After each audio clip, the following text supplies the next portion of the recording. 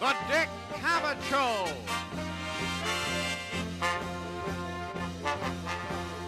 With special guest star, Jerry Lewis.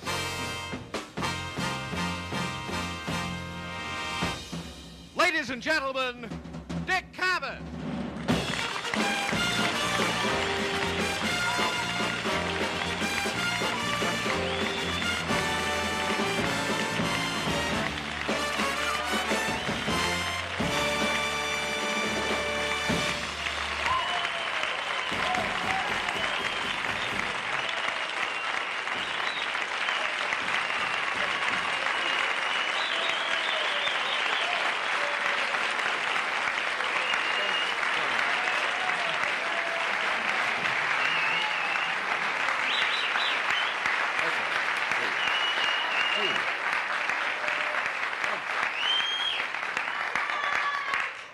This is the best-looking audience we've ever had. It worked again. How are you? Say, here's some cards you did out in the line. I'll just rapidly race through these. You are approximately the same suit size as my husband. Where do you buy your clothes? Mrs. Schaefer. I do not buy any clothes. When someone my size comes to the show, the ushers jump him and strip him and you'd be amazed how cheap that is. I think you're the most handsome, sexy, talented man in television. Oh, I have one question. Is there any relation between what we say on these cards and where they seat us? None whatever. That's a funny one. I've been kept waiting in line so long, too long to think up an intelligent question. Oh, all right. If I have to ask something, do you think McGovern has a chance? Gotta let these people in sooner. Ridiculous. What will we be paid for writing these cards? No, we can't pay. We pay on merit. So far, you're gonna have to pay to get out of here. No, those have been good so far. I shouldn't say that. Que pasa, Dick? Why the H blank blank blank? Do you have people trying to think up these abstract questions on only 5 minutes' notice? And where's the party after the show? Jean-Paul Mounier? Where are you? You think you had to think fast then? It's at your place. What's your address? Let me announce it. Oh, never mind. Is this the first time you've had Jerry Lewis on your show? Jerry Lewis? They promised me Jerry Lester. Jerry Lewis? Oh, I hope he's still here now. How do you expect us to fill out these cards standing in line outside? Why don't you sell pencils? ABC made the same suggestion.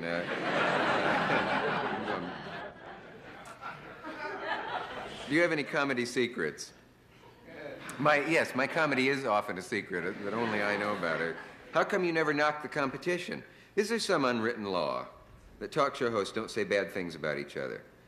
No, that just happens that way. I happen to admire Mr. Carson and the way he rehabilitated himself since prison and all. I just think... I've always... Have you ever been to Staten Island? Have you ever heard of Staten Island? If you have, would you please tell Mayor Lindsay about it? I thought he spent a lot of time in the islands. I don't understand. Elite. Huh? Thank you. I've missed that groan. Oh. We'd love to be able to tell our friends back in Ohio we had dinner with Dick Cavett. May we? Why not? Who's going to know? Would you answer 2 personal questions? Personal underline. A. And B. The answers are about 3 times a week, and B, a handful of oil.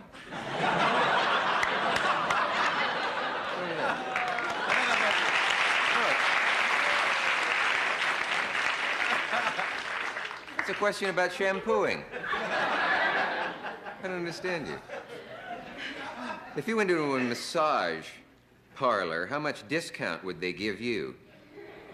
Oh, in case I don't get it, it says, because of your size. Same amount you'd get from a brain surgeon.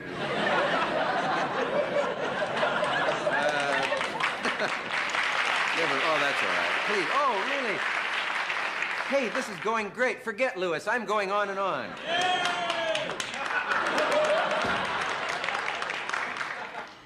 I'm 25 years old. My friends say I'm good looking. I have a terrible crush on you. Don't read this aloud, but if the following suggestion meets with your approval, signal me by... This is absurd.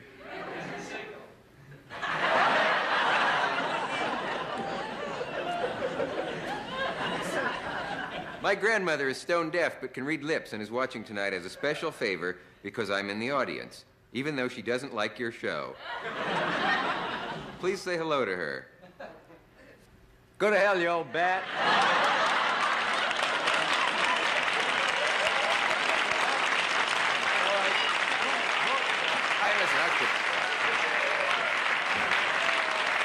We'll be right back with Jerry Lewis after this message. I know what it is.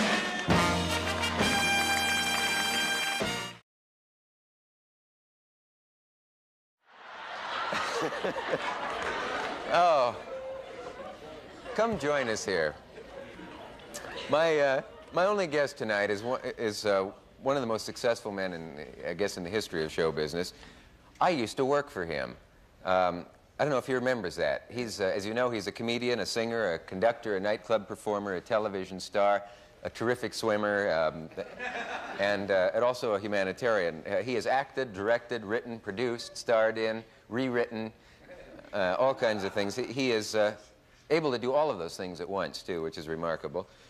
In Europe, he's an institution. People flock to see him in France and smash each other over the head to get tickets to his show and fight and love him. And he's been called the total filmmaker and a comic genius. And he has inexhaustible energy. He's an extraordinary man, Mr. Jerry Lewis.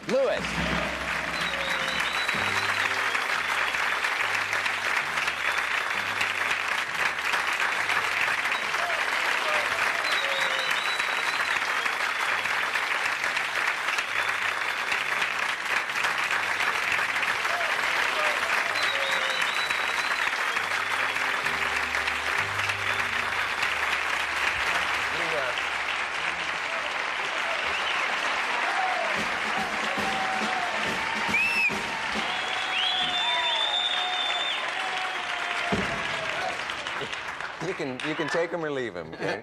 No, this is really I never knew that you worked in such a cozy place. This is terrific. Oh, yeah. I'm sorry you tripped coming in. Shall we do a retake of that? I cannot seem to walk straight anymore. I don't know what it is. Is it age?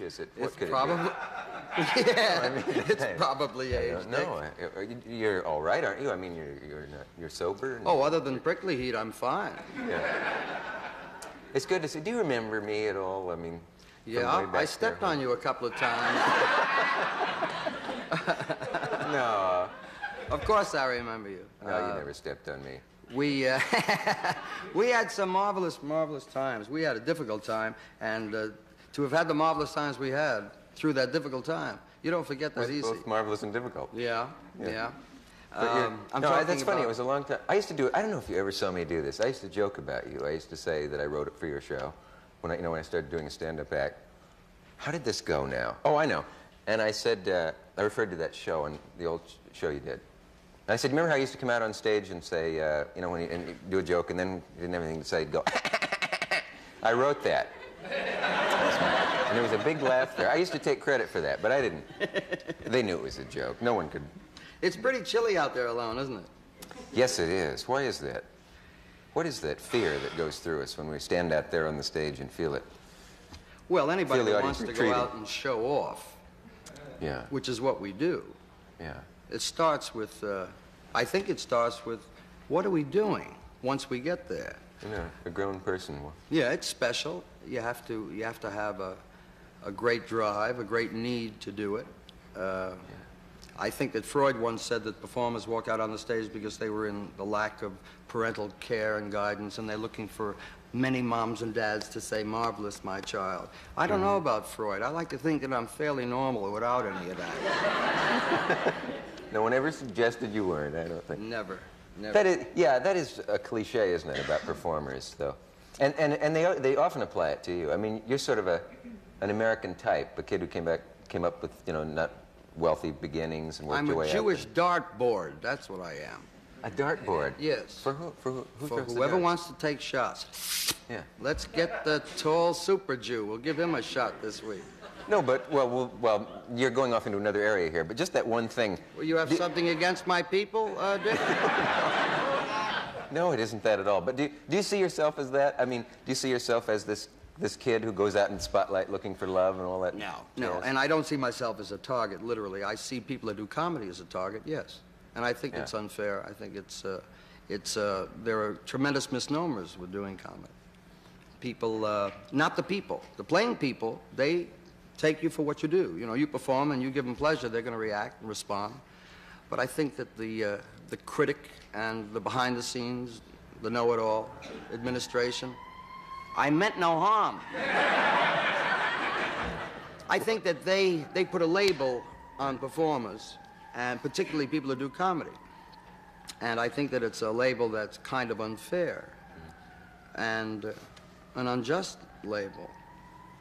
Why they do that, I really have never been able to figure it out unless they have some fear of people who do comedy. Because people who do comedy seem to be very free and have a total abandon, and they might fear being attacked by that, as opposed to watching a great performer like Marion Mercer or a singer, Ella Fitzgerald, who will do just what they do, and they will not in any way put an audience in a mood of intimidation. That's or interesting. They will not threaten the audience. Threat in comedy. I don't know what, yeah. I've never been able to get the answer, is. at least being as introspective as I try to be, I really have not got the answer. But I will. Did you hear sirens, or was it just me as we were talking? I heard them. Yeah. They built the theater beautifully for slides. I noticed that. We'll be back with our slides of the Holland Tulip Festival after this message. An analyst once wrote that a man reveals a great deal about himself by the way he lights a cigarette or the way he handles it. Would you just light that in the normal way you would and let us analyze, analyze you? I won't have to cut them again. Now, How would you analyze that, Dick? I guess that you spent a great deal of your early years in a zoo or something. I have no idea. Yes, Did somebody really say that they could tell how someone lights a cigarette? Yeah, well, sure. All that idea of body language, gestures, the way people cross or uncross their legs, or how they light a cigarette, that you can tell a great deal about them, and upbringing and whatever. I don't know. Do you believe that in body language at all? Do you reveal anything about yourself by the way you move, sit, stand, or sip a glass of wine, or take? I know I get a chill when I have to go to the toilet. Does that mean anything?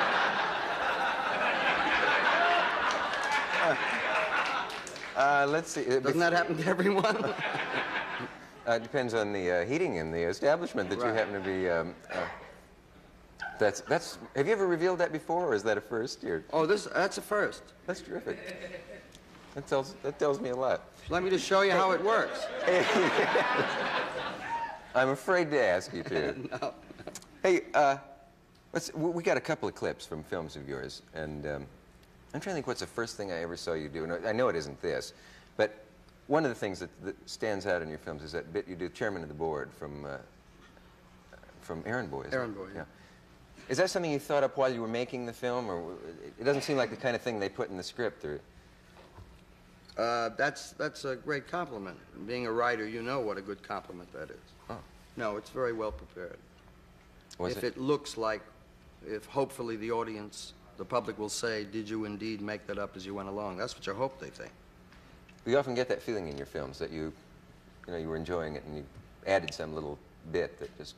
I do that. When I'm directing a film, I'll find little pieces that I'll open up a scene and drop it in, but for the most part, it's very well prepared. Yeah, yeah. A film is never made unless it's prepared. You just can't make a film unless it's pretty well spelled out on the paper.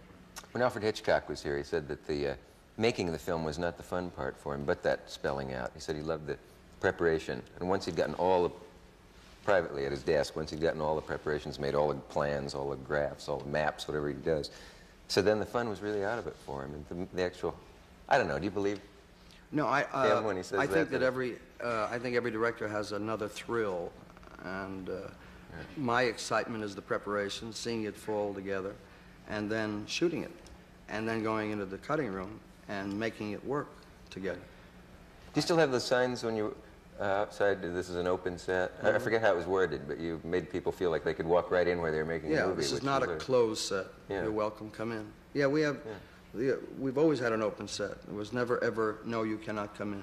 Because I think that our business is based on glamour and excitement and people. And if you want to shut the set, well, then what are you doing? You know, you're ultimately making something that you want the public to see. Why shouldn't they see it in the virgin state? And I like the people to see. I like to show off. And so You does like the to crew. be seen making a movie? The crew likes it, No, too. that's unusual, I think. I mean, you can't imagine Ingmar Bergman opening the set, but then he works in his, well, you all work in, all directors work in a different way. Hey, can we take a look at the errand boy? Gee, I was hoping you would. Would you? I think we have a bit. Where do I look for this? Let's see. I don't know. Where do we look? I have a feeling that if we look at the nearest television screen, it'll come up any moment.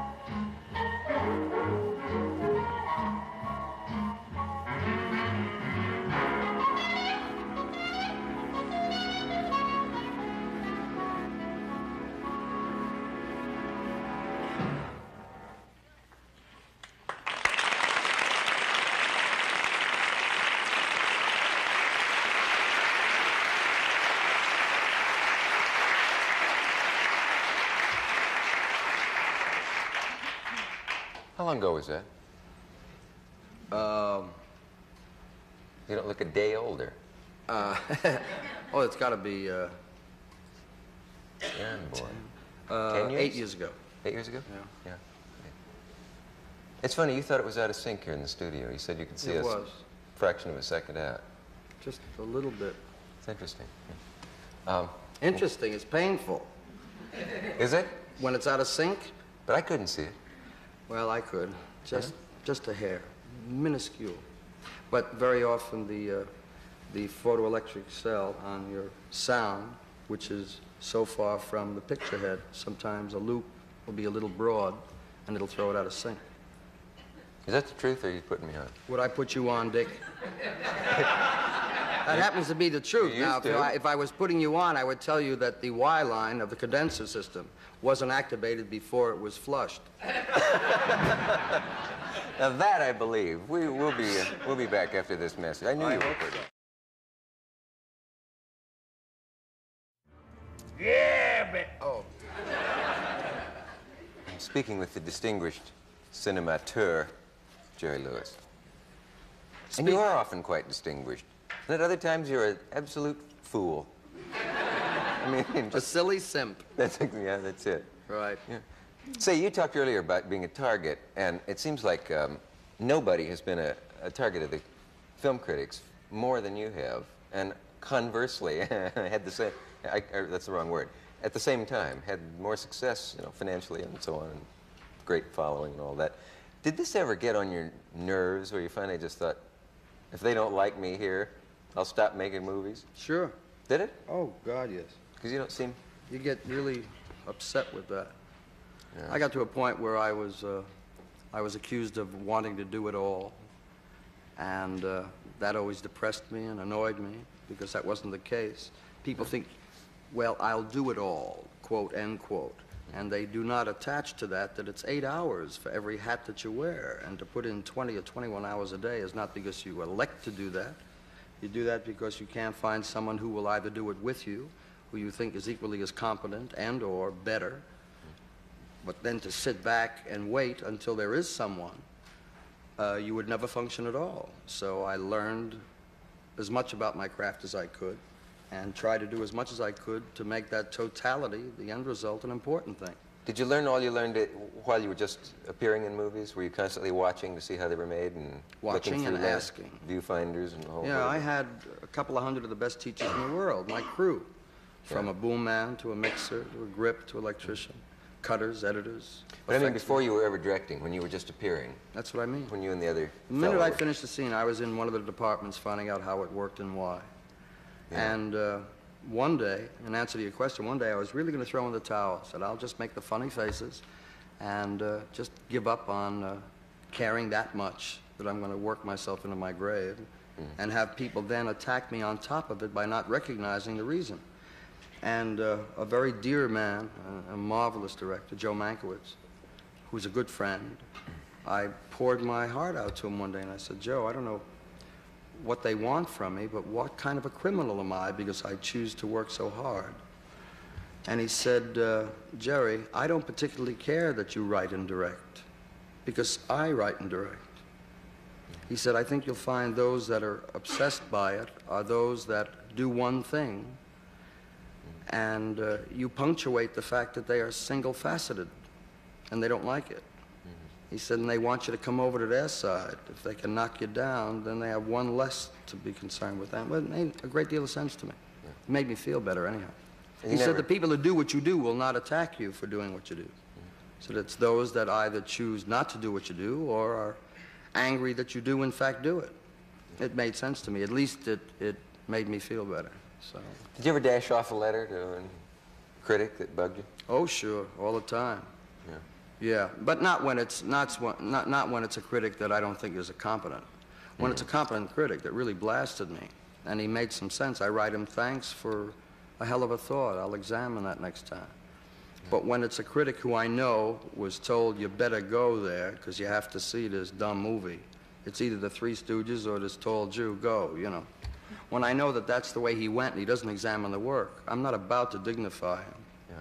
But I've been blasted by the best, and they've made some very good points, and I've made some very good friends out of about a half a dozen critics. So it is possible to learn something from criticism when it's if it's a concerned serious. critic. Yeah, I think Rex Reed is totally insane, but I think at the same time he's a marvelous critic because he cares about film.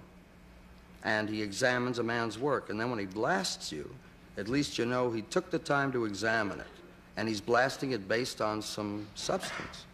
Yeah. Who else is good in the Pauline Kael. Yeah. She's never said a good thing about me yet. But you like her. Dirty old broad. But she's probably the most qualified critic in the world because she cares about film and those that are involved in it. I wish I could really rap her, but I can't because she's very, very competent. She knows what she's talking about. For a dirty old broad. Yeah. She'll be crazy about me again. But I don't think that would influence her, do you? Not her, no. Yeah. No, she's going to say what she thinks. Yeah. But there's a certain critic in New York, also a female, who has to, I must, of course, keep her nameless, who really is an incompetent. An incompetent? Oh, totally incompetent. I mean, she belongs in a banana factory. You know, and one day I'm going to peel her. I don't even know what that means. I don't either, but just forget it. Brings a wonderful image to mind. she will attack a man's work because she thinks the personality of the individual is lacking something. And I think that's dirty and Yes, unfair. you should write a separate column about your personality. Right. If you want to write a gossip column, do that. But don't take 18 or 19 months of a man's life and snap at it. What are you talking about? I'm trying to think. In New York? Well, you didn't say in New York, did you? Or did I you? might have said in New York. Oh.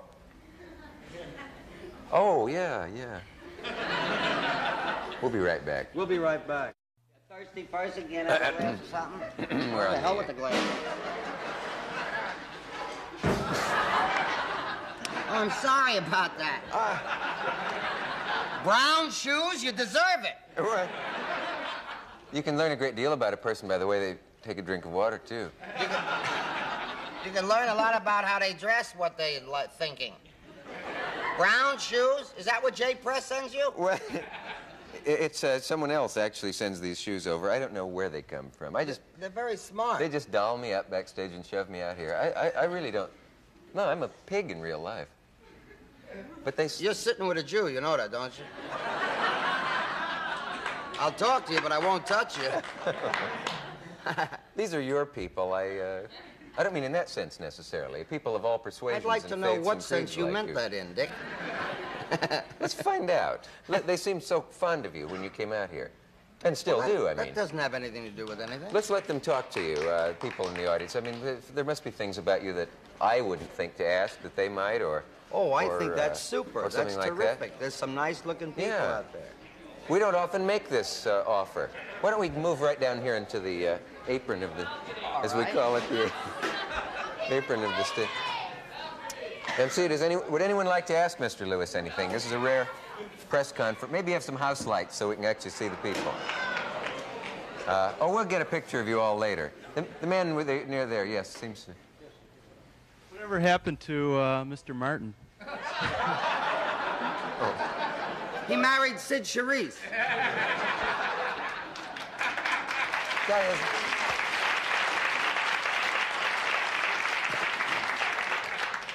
I'm very young. Who is Mr. Martin? Tony. Yes, sir. When was the first time you ever appeared on stage? First time you ever appeared on stage? 41 Let's see, years I was ago. about... No, he was talking to me, Dick. I was 5 years old. 41? Just 41 years ago. Do you know there isn't a line in your face? Do you have any kind of treatments or anything? Not yet. Yeah, it's amazing. You're really... Yes, ma'am. Preparation H is very helpful. I don't know. You've tried that.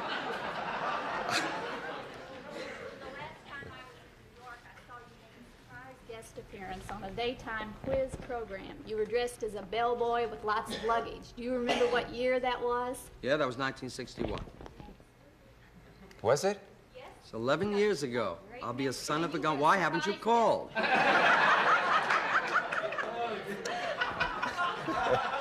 Amazing.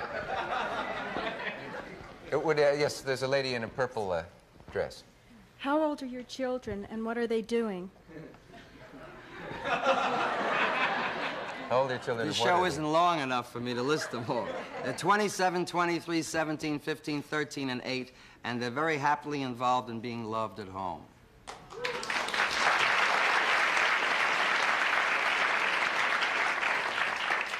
Yes, ma'am. What is your birth sign? Do you believe in I'm astrology? sorry. What is your birth sign? Yes, and does he believe in Pisces. astrology? Yeah. Do I believe in astrology? Yeah. No, No. I don't. I'm sorry. And your birth sign? Huh? Your birth sign? Pisces, fish. Pisces. Going, Beautiful. AC/DC.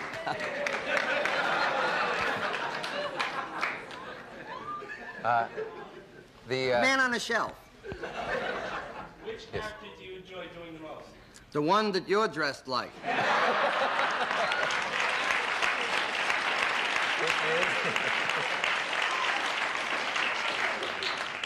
I have to answer the gentleman. I enjoy doing most all the characters. Maybe one more than the other, but it's very hard to pick. It's like saying which is your favorite kid. It's hard. It's hard, but... Huh? What do you use on your hair? On my hair? Oh, just a little spray so it doesn't get into my eyes, because it's very thin hair. Who wants fat hair?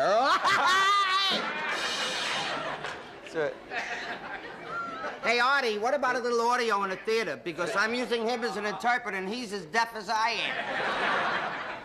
Did you ask what he uses on his hair? Yes, I did. What did you expect as an answer, just out of curiosity? Dixie Peach.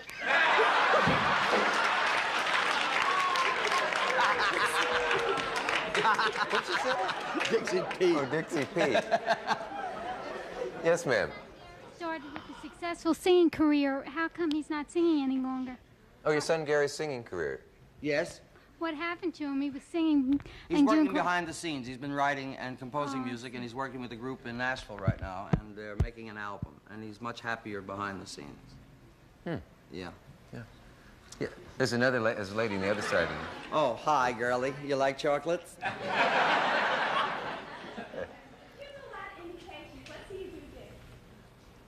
Do Dick? I'm much too tall. Yeah, why don't you do me, Dick? You can do an impression. Go ahead. Oh, I really want to see me do it? Yeah, look. Good. But you gotta look at me. I can't. Come on. I can't do that.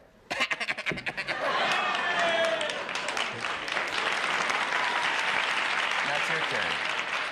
Now you know what it feels like. Yeah, it feels silly. Isn't it silly?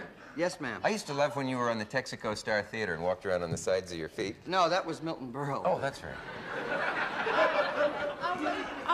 Will you be doing the telethon next year? We'll be doing a telethon next year. We hope not. We hope that we won't have to. But if we have to, we will.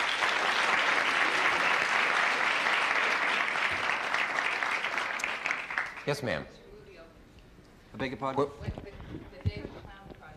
When does your next movie open? The lady from the studio wants to know. The Day the Clown Cried will be I hopefully will finish cutting it the next 6 or 7 weeks. And we've been invited to the Cannes Film Festival, so I think we will open it then in May. Then it'll be released in America. Yes? Did he? Yeah. I'm sorry, Dick. No, that's right. Besides yourself, who do you think is the funniest comedian around today? And besides... He assumed that, aside from yourself, and probably aside from myself, who did you think was the funniest comedian, or is, he actually worded it much better than this. I think that any man that gets up to do comedy is entitled to the heavyweight title. I don't think there is any one. I think just doing it is a tremendous responsibility and is a tremendous contribution. I'm prejudiced, of course, but I think that anyone, from Woody Allen to Jackie Gleason to Burl, right down the line, any man, Jan Murray, walks into one and makes an audience laugh, he's top draw at the time he's doing it. I don't like to put titles or ratings on them. All right. Then we have to take a message right now. Oh, I We'll hope be right so. back. Oh.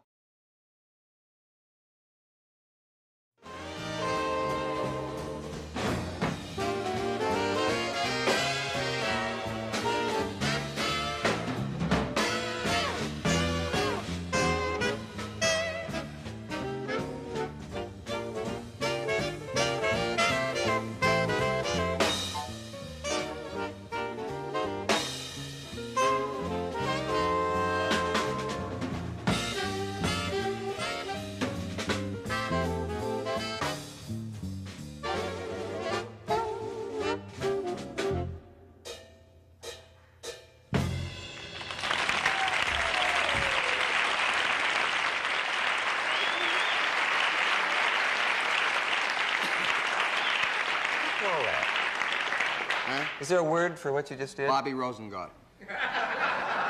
That's known as Rosengardening, or No, you have to have a pretty special conductor and a very, very experienced musician to do that. And Bobby and his boys are super. For their age. Really good. They are. They are, but we know that. There was such a No, that wasn't rehearsed. He just does that. No, unrehearsed, but it's a number that both the orchestra and myself know. And it cooked only because they're very good. I'm much better, but... But you carried them nicely. So there was such a moan when we indicated we weren't going to ask any more questions that we thought we'd... That I can't help noticing your... Jerry. Oh, yes, I am, yes. Where are you originally from? I think. Oh, I thought she wondered if I was originally from. Just a question. From Newark, New Jersey. And then there's a lady. Well, I ain't that crazy about it myself. There's a lady where, Dick? There's a lady just below her there. Did you ever want to do anything besides be in show business? Yes. What?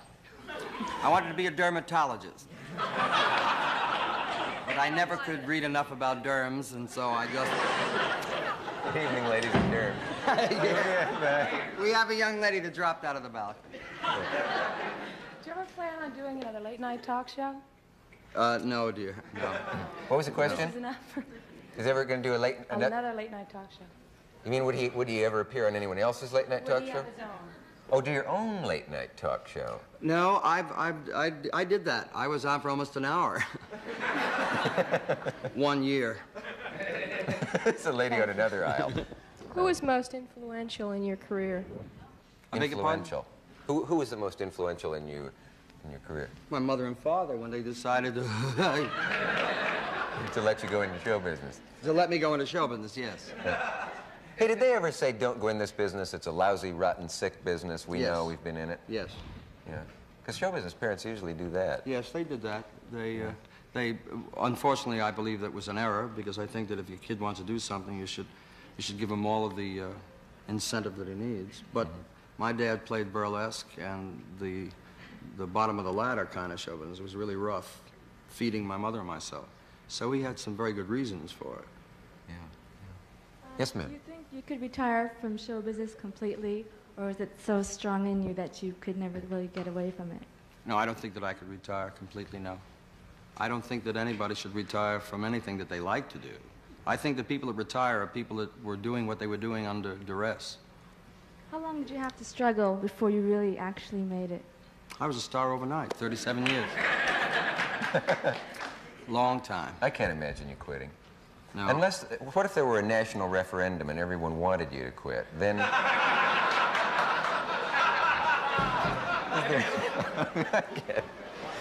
You break me up. And you probably will. There's a lady that, I mean, a gentleman, sorry. There's either a gentleman or a lady. When you did that telethon, how many hours did it take you to do it, Jerry? Did it doing a tremendous job for it? You deserve a lot of credit. Thank you. Well, we're on for 20 hours. 20 hours. We prepare some 20 hours prior to airtime, so we work about 40 hours straight. And the director of this show is my director on the telethon, which Dick was kind enough to allow me to have, Artie Forrest, best director in the medium. And he's really... And he went the same amount of hours as I did, as did the crew. A lot of people, an awful lot of people. And no one man really should get the credit for it. How long does it take you to get back, sleep that off after you're up that long? Oh, I have to lay down for about 4 days. Yeah. Really? Straight. Yeah, I'll bet. And Patty wakes me up and pours chicken soup in my mouth. And coming from an Italian, that ain't easy. Yeah. Or directing? I think I prefer directing. I enjoy performing, but I've performed for so many years. And I have had all of the marvelous things that happen from performing. I wouldn't like to abandon it. It's always a delight to get in front of an audience. But if you had to give up one, you might Yeah, I give up think the so. performing? That's interesting for somebody whose blood it's in, the way it is yours. I'm sorry, we have to take another message, and then we'll be right back. We were just talking during a break, because I remember I used to watch you work out in the studio in Paramount, and you had that, you had devised a thing with a television camera connected to... Welcome back to Meet the Press. I'm Lawrence Spivak. Oh, no. Those aren't bad. No, just don't let people laugh. Just use Crest, that's all. Oh, I try to be serious with you, and then I... Go ahead. I just wanted to see you react, that's all. How long did it take you to learn to trust your instincts? You know what I mean? I mean, when you went up to Hollywood, you started making films, and the thing to do is take everybody's advice, supposedly, when you're new. And it usually turns out that the performer's instinct is my theory anyway, is right, and not the people who are giving you advice. It is right. Did you find that? Yeah. I think your instinct, you have to follow it, because it's easy as hell to buy a ticket to get into the arena, but that one guy that's going, ah, hi, you know, it's a whole different story. And opinions are important. You should listen to them. Sounding boards are important. But if you don't follow your instinct and you follow the words of those on the perimeter, you'll wind up being what they are, and you'll be what they think, and you're not your own man. Nothing's worth that. There's a story about a film you made. It's in your book about filmmaking, and they told you to recut a film completely. Do you know the one I'm talking about? You made a film and they wanted you to recut it. And Yeah. Could you tell what you did? Well, I told them that since they were my partners and they were putting up 50% of the money, they were entitled to their opinion. I disagreed with it. But as the director, I felt that they were entitled to the cut that they made mention of. And I recut the film, but I just juggled some sequences and never deleted a frame and ran it for them, and they looked at me when it was over and said, "Now you got a picture." Having gotten rid of all that bad stuff. Right. Yeah. It ran exactly 86 minutes, and when I ran it for them, it was 86 minutes, and they thought it had greater pace and the marvelous. Maybe it did, though, in a sense. I mean, they thought you had taken things out, obviously, and you hadn't. But I recut it for release. Isn't it a different movie when you recut it in ways maybe they didn't understand? Well, when you have separate pieces of visual comedy, and one falls in slot 5 and one falls in slot 7, 5 and 7 interchange doesn't make the change in the structure of the film. Yeah. What I did was recut it the original way for release, and they still thought it was the same way that they said, "Now you got a film." Yeah. Is that the one you They're put? They're going to love watching this. Is that the one where you put put an executive, an actor playing the part of an executive at the beginning of the film, or am I thinking of another one?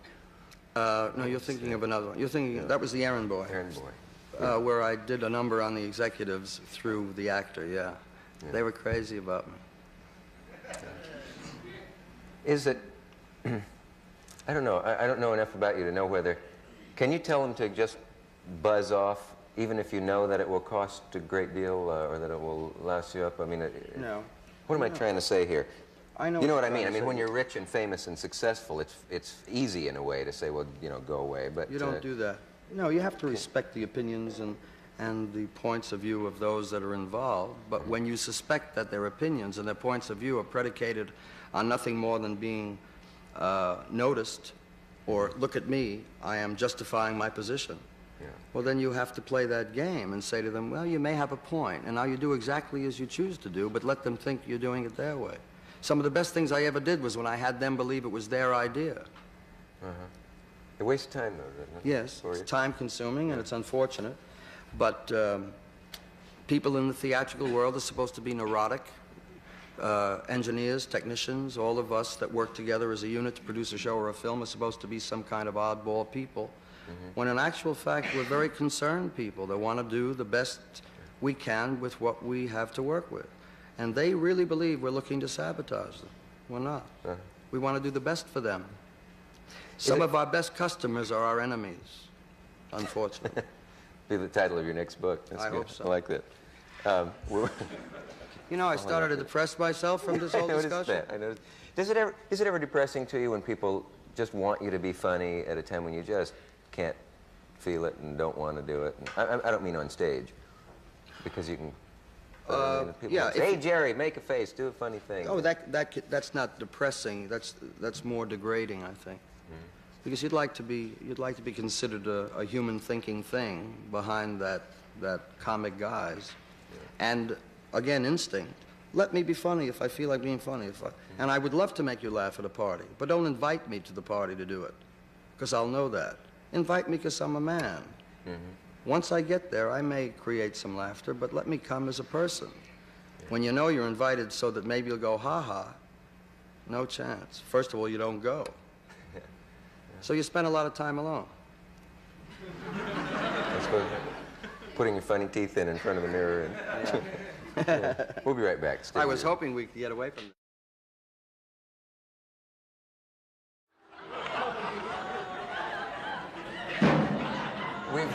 You've just received the Nobel Prize.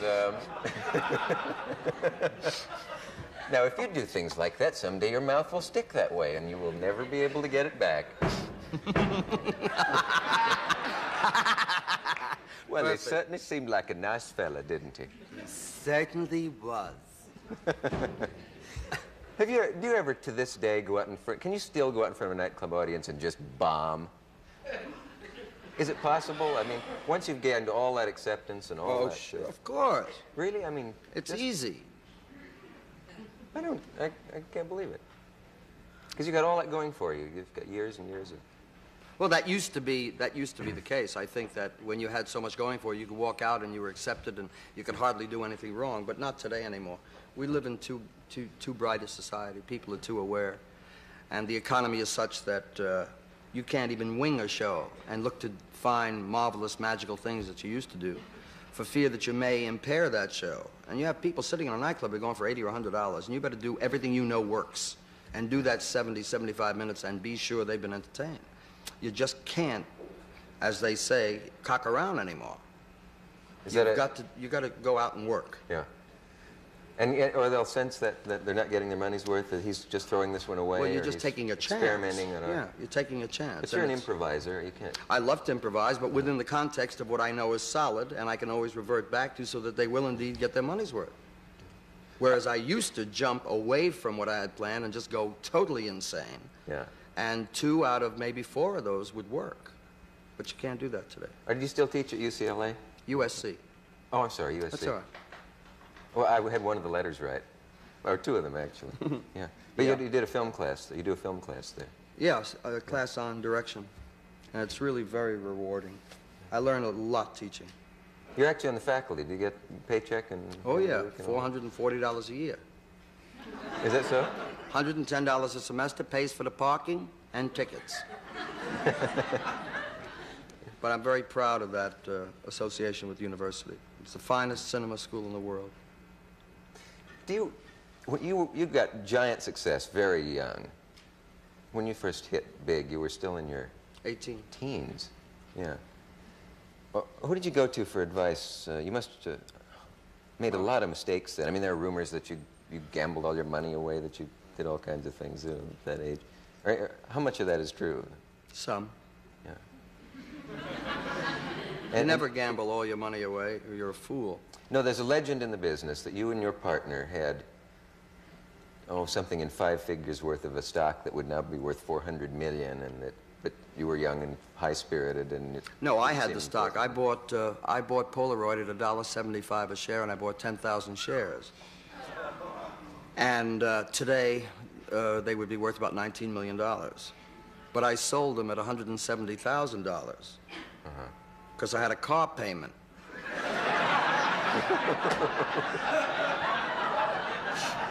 But I got some news for you, sweetheart. When you have a car payment, $170,000 is $19 million. I'd like to have seen that car. You could have gotten a train for $100.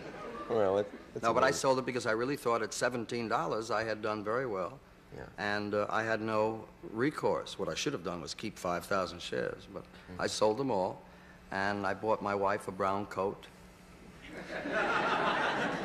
Cloth? Yes, she's a Catholic. Oh, I see. They won't wear fur, is that? You're kidding. No, I don't know what. Don't you know that? No. Oh, of course. I didn't know. I've been trying to get the purple off her feet for 28 years. Oh, dear. Well, when you have all that great success like that, I mean, it has to bring out some bad sides in a person. Oh, yeah. One of them's supposed to be that you will just, snap your fingers and watch people jump for the fun of it. And no, did you ever catch yourself doing that? I don't think just that's to remind true. yourself that you're powerful, and they say everybody does that when they get great success early. I think that you'll find, not unlike Joe Mankiewicz, you'll find that the dialogue of that nature that you hear about people who are maligned unfairly and unjustifiably, it usually comes from incompetence, and it usually comes from people who think they've been told to jump when they were in fact not even invited in the room. You'll never hear it from heavyweights. Yeah. You'll never hear negative things from important people. You'll only hear productive things and constructive things. There isn't anybody I can rap, or will I rap, at any time, about anything. I may disagree, I may have another opinion, but I respect the fact that they have the right to that opinion. And I haven't got the time to be negative. That makes you old, and it makes you tired and sick. You're certainly not that. Do we have a moment to take a look at that bit from the Errand Boy? Oh, I hope so. I was really looking forward to that, Dick. Really? You silly savage. There are more sides to you? Well, here it is. Here. Let's take a look at this. Which part is this? I don't even know which part. Let's see. It's this one.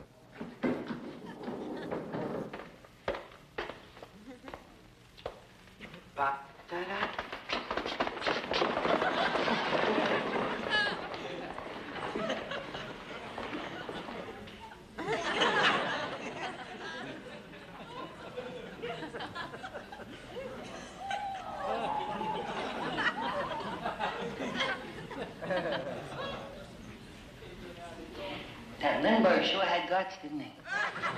By himself. It's all water.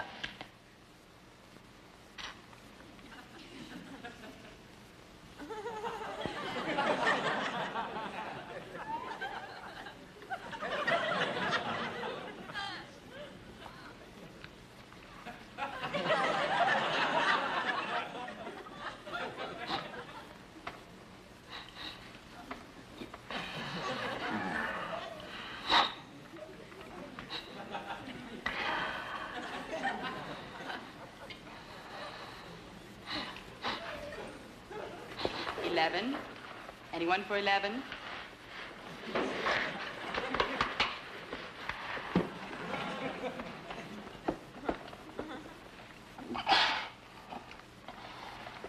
$12. 12 out, please. Let them out.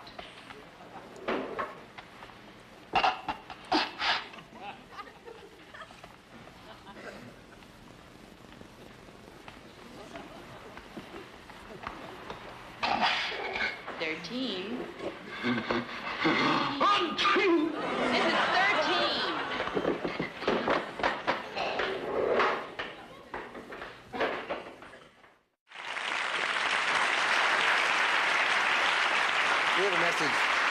Local stations will be right back.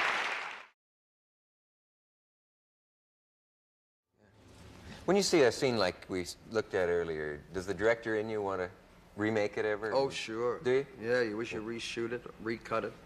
Because of what you've learned in the meantime, or things you didn't do then, or both? Well, you instinctively say print the moment a take works for you. And I usually prepare very well and do a lot of homework and then rehearse it considerably so that I get that first take. Maximum. Rarely do I go more than 2 takes. But then after the fact, when you look at it years later, you wish you could do it over again. And I guess it's because you have learned, or you could have done something more. As a director, not as a performer mostly. As a director. As a director, yeah. Well, the performer gets away from you sometimes. Sometimes the petulance of the actor, the childlike needs and tendencies of the actor can overshadow the director's thinking, and you have to split yourself so totally. Very often he can take over, and you don't know what's happening. It's schizophrenia. Have you had bad emotional blows in the business? I don't know if you'd rather never talk again about the split up with Dean Martin, but I have a feeling at the time that was quite a...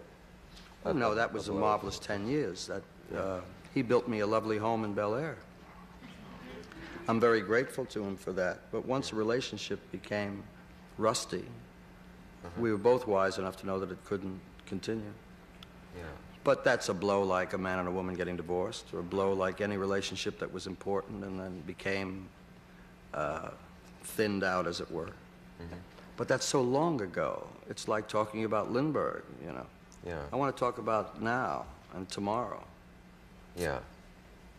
Think you'll see Martin tomorrow? He might. If he's with Sid Charisse, I will. I'll get off that subject, but I mean, if you knew he was at a party and you were invited, would you avoid it just because it's... No. I would probably be very anxious to go. Yeah.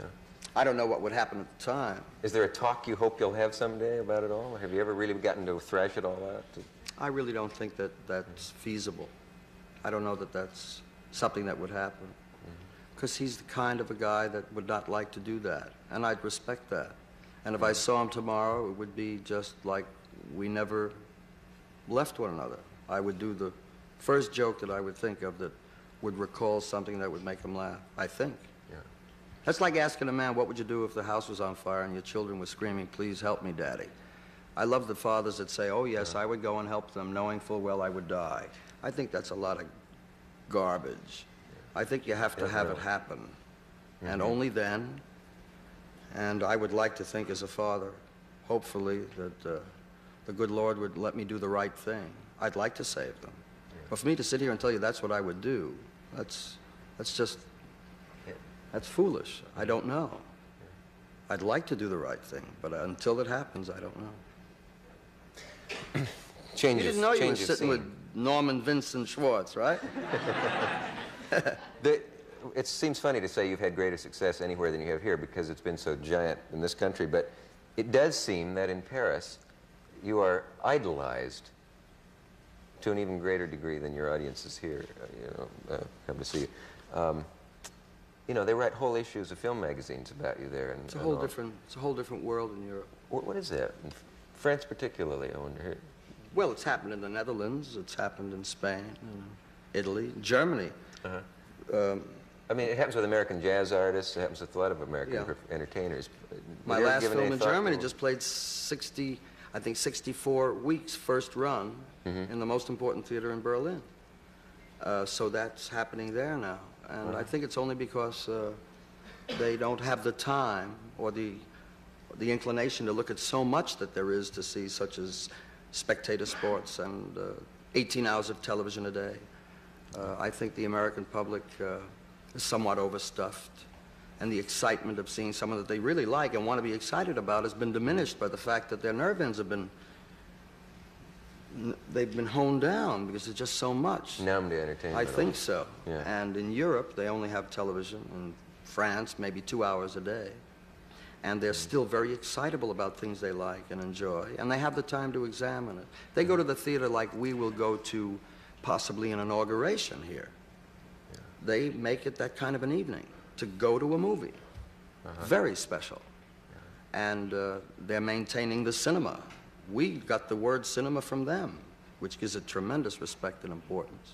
And people that love film go there and they walk away as a technician or as an artist, feeling fulfilled and satisfied. When was it you first played there in person alone? And they last year, last April. Carried you through the streets and all of it. Yeah, last April. Yeah. It was really unbelievable, unbelievable. Something that I would do here for an American audience, as I did the other night, closing in Boston. It may take about 2 minutes of a mime piece that I do. In Paris, it ran 7.5 or 8 minutes, the same identical bit.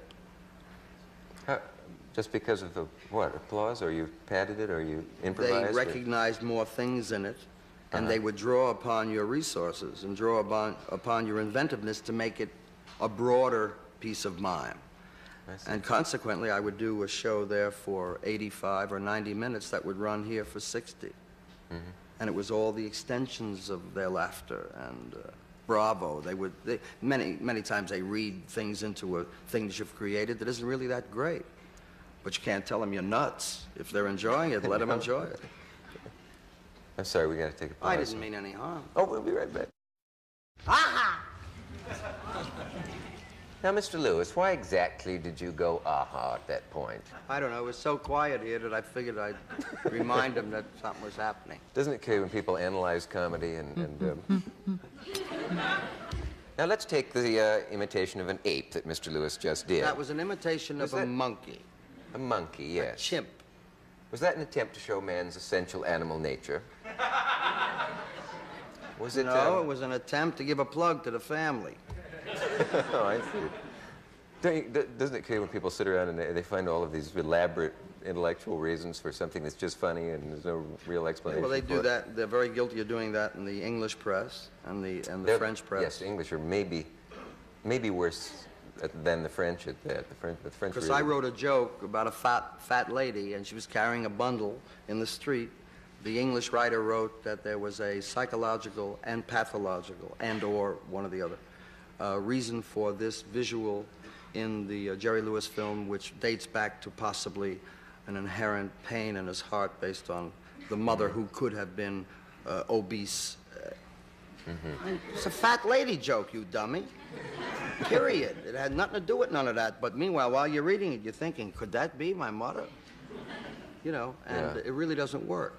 It also could curb your instincts if you read too much of that stuff, because you start thinking, why am I about to do this? Right. You have to be very careful. Yeah. That's what is known as taking yourself too seriously. Yeah. How much sleep do you need? Can you? Last time I slept was February 3rd. That's amazing.